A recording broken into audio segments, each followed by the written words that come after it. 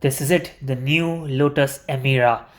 I've been waiting for quite a while to see this car. Production was delayed because of the pandemic, but here it is. So you have a completely new design language, which gives us a new headlights.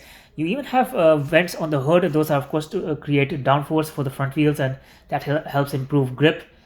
And overall, yes, this car is parked in a very tight corners. It's hard for me to show it to you from all the angles, but if you look at the details, it is very nice. You have nice air intakes, a very simple, elegant, sleek body.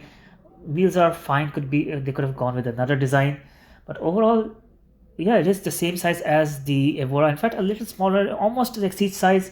This is the Emira first edition. I don't know, maybe it's the proportions, but it looks in between the Exige and the Evora in terms of size. So this particular model, as you can see, has the V6 engine. There are two engine options in this, so we'll talk about that as well. Coming to the back, you have nice tail lights and air vents, nice detail. What I really like about the rear end are these exhaust pipes. I like the details on them. So size wise, I think this car is going to compete directly with the Porsche Cayman, and yeah, this is going to give it a hard time because this is a very sleek, very beautiful looking car. Cayman, it's nice, but it is of course again, something we've been used to for a couple of years. This is something really new. So the Emira interior looks nice. So this has the 6-speed manual gearbox. You can also go for a 6-speed automatic gearbox that comes with this V6 engine. So the V6 engine in this is actually a 3.5 liter supercharged V6. It makes around 400 horsepower. It's designed by Toyota, just like in the previous Evora. Now there's also another engine that you can go for, and that is a 2 liter straight 4, which is turbocharged. It's made by Mercedes, so it has either a Toyota engine or a Mercedes engine.